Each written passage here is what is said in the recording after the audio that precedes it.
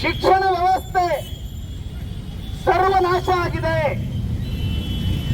ನಮ್ಮ ದೇಶದಲ್ಲಿ ಇವತ್ತು ಸರ್ಕಾರಗಳಿಗೆ ಒಂದು ಪರೀಕ್ಷೆಯನ್ನ ನಿಯತ್ತಾಗಿ ಮಾಡತಕ್ಕಂತ ಒಂದು ಸಾಮರ್ಥ್ಯ ಉಳಿದಿಲ್ಲ.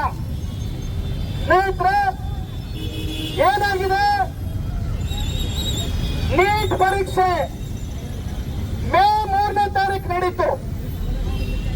ನಮ್ಮ ದೇಶದ 27 ಲಕ್ಷ ವಿದ್ಯಾರ್ಥಿಗಳು ನಾವು ಡಾಕ್ಟರ್ ಆಗಬೇಕು, ಈ ದೇಶದಲ್ಲಿ ಜನಗಳಿಗೆ ಸರ್ವಿಸ್ ಮಾಡಬೇಕು ಅಂತ ಹೇಳಿ ಲಕ್ಷಾಂತರ ವಿದ್ಯಾರ್ಥಿಗಳು ಮೇ 27ಕ್ಕೆ ಎಕ್ಸಾಮ್ ಅನ್ನ ಬರೆದ್ರು.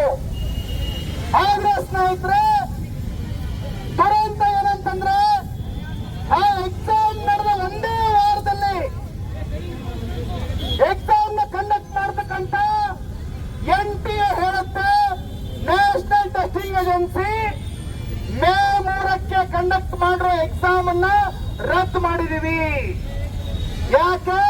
ಕಾರಣ ಕೊಡ್ತಾರೆ, ಕ್ವಶನ್ ಪೇಪರ್ ಲೀಕ್ ಆಗಿದೆ.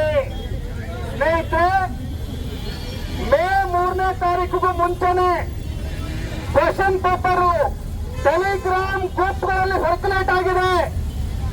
ಸರ್ಕಾರಕ್ಕೆ ಮಾಹಿತಿ ಇತ್ತು, NTAಗೆ ಮಾಹಿತಿ ಇತ್ತು.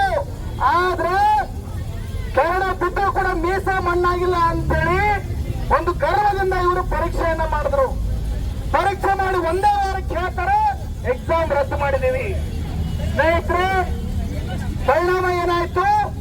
ವರ್ಷಾಂತರಗಟ್ಟಲೆ ತಯಾರಿ ಮಾಡಿರ್ತಕ್ಕಂಥ ವಿದ್ಯಾರ್ಥಿಗಳು ಟೆನ್ಷನ್ಗೆ ಒಳಗಾಗಿ ಆತ್ಮಹತ್ಯೆ ಮೊರೆ ಹೋಗ್ತಾ ಇದ್ದಾರೆ. ನಿನ್ನೆವರೆಗೂ ದೇಶದಲ್ಲಿ ಸ್ನೇಹಿತರೆ ಸುಮಾರು 19ಕ್ಕೂ ಹೆಚ್ಚು ವಿದ್ಯಾರ್ಥಿಗಳು ಆತ್ಮಹತ್ಯೆ ಮಾಡಿಕೊಂಡಿದ್ದಾರೆ. ಇವು ಆತ್ಮಹತ್ಯೆಗಳಲ್ಲ, ನಾವು ಸ್ಪಷ್ಟವಾಗಿ ಹೇಳ್ತಾ ಇದ್ದೀವಿ. ಈ 19 ವಿದ್ಯಾರ್ಥಿಗಳು ಆತ್ಮಹತ್ಯೆ ಮಾಡಿಕೊಂಡಿಲ್ಲ. ಸೆಂಟ್ರಲ್ ಗವರ್ಮೆಂಟ್ ಮತ್ತು ಶಿಕ್ಷಣ ವ್ಯವಸ್ಥೆ ಈ ಮುಕ್ತ ವಿದ್ಯಾರ್ಥಿಗಳನ್ನ ಕೊಲೆ ಮಾಡಿದೆ, ಹಾಡಾಗಲೇ ಕೊಲೆ ಮಾಡಿದೆ.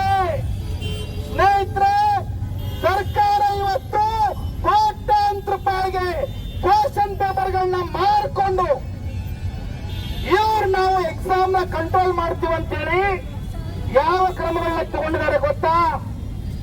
ಮೊನ್ನೆ ಕ್ರಮಗಳನ್ನ ತಗೊಂಡಿದ್ದಾರೆ. ಯಾವ ಕ್ರಮ ಅಂದ್ರೆ ಟೆಲಿಗ್ರಾಮ್ ಬ್ಯಾನ್ ಮಾಡಿದ್ರು.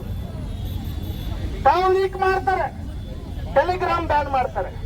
ಆಮೇಲೆ ಇಲ್ಲಿ ಬಿಮ್ಸ್ ಕಾಲೇಜ್ ಇದೆ, ಗವರ್ಮೆಂಟ್ ಕಾಲೇಜು. ಆ ಕಾಲೇಜಿಗೆ ಒಂದು ಸರ್ಕ್ಯುಲರ್ ಕಳಿಸಿದ್ದಾರೆ. ಏನ್ ಸರ್ಕ್ಯುಲರ್ ಅಂದ್ರೆ ಜೂನ್ 20 ಮತ್ತೆ 21 ಶನಿವಾರ ಮತ್ತೆ ರವಿವಾರ ಮೆಡಿಕಲ್ ಕಾಲೇಜ್ನಲ್ಲಿ, ಇಡೀ ದೇಶವ್ಯಾಪಿ ಮೆಡಿಕಲ್ ಕಾಲೇಜ್ನಲ್ಲಿ ಓದ್ತಕ್ಕಂತ ಯಾವ ವಿದ್ಯಾರ್ಥಿಗಳಿಗೂ ಕೂಡ ಲೀವ್ ಕೊಡಬೇಡಿ, ಅವ್ರನ್ನ ಮನೆ ಕಳ್ಸಕ್ಕೆ ಅವಕಾಶ ಕೊಡಬೇಡಿ, ಅವರು ಲೀಕ್ ಮಾಡ್ತಾರಂತ ಹೇಳಿ. ಸ್ವಾಮಿ, ಎಂತ ನಾಚಿಕೆಗೇಡಿ ವ್ಯವಸ್ಥೆ ಇದು. ನಮ್ ಕಡೆ ಅಂತಾರೆ, ಎತ್ತಿಗೆ ಜ್ವರ ಬಂದ್ರೆ ಎಣ್ಣೆಗೆ ಬರಿ ಕೊಡ್ತಾರ. ಆ ರೀತಿ ಗವರ್ಮೆಂಟ್ ತಮ್ಮ ತಪ್ಪುಗಳನ್ನ ಮುಚ್ಕೊಳ್ಳಕ್ಕೆ ಇವತ್ತು ವಿದ್ಯಾರ್ಥಿಗಳ ಮೇಲೆ ಗೂಬಿ ಕೂರಿಸಿ ಈ ಒಂದು ನೀಟ್ ಪರೀಕ್ಷೆ ಹಗರಣ ಮಾಡಿದ್ದಾರೆ.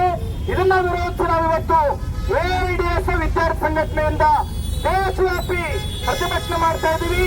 ಇಲ್ಲಿ ಇವತ್ತು ನಾವು ಬೆಳಗಾವಿ ಚೆನ್ನಮ್ಮ ಸರ್ಕಲ್ ಅಲ್ಲಿ ಹೋರಾಟ ಮಾಡ್ತಿದ್ದೀವಿ. ನಮ್ಮ ಡಿಮ್ಯಾಂಡ್ ಶಿಕ್ಷಣ ಮಂತ್ರಿ ಧರ್ಮೇಂದ್ರ ಪ್ರಧಾನ್ ಇಮಿಡಿಯೇಟ್ಲಿ ರಾಜೀನಾಮೆ ಕೊಡಬೇಕು. ಏನ್ ನೀಟ್ ಎಕ್ಸಾಮ್ ನಡೆಸ್ತಕ್ಕಂಥ NTA ಇದೆ, ಆ NTA ಅಸಮರ್ಥ ನಾಲಾಯಕ NTA ಅದು. ಆ NTA ಇಮಿಡಿಯೇಟ್ಲಿ ರದ್ದು ಮಾಡಬೇಕು. ಒಂದು ಟ್ರಾನ್ಸ್ಪರೆಂಟ್ ಎಕ್ಸಾಮಿನೇಷನ್ ಬೋರ್ಡ್ ನ ಸೆಟಪ್ ಮಾಡಬೇಕು. ಸ್ನೇಹಿತರೆ, ಈ ಬೇಡಿಕೆ ನಾವು ಇವತ್ತು ಹೋರಾಟ ಮಾಡ್ತಾ ಇದ್ದೀವಿ. ವಿದ್ಯಾರ್ಥಿಗಳ ಹೋರಾಟ ಜಯವಾಗಲಿ.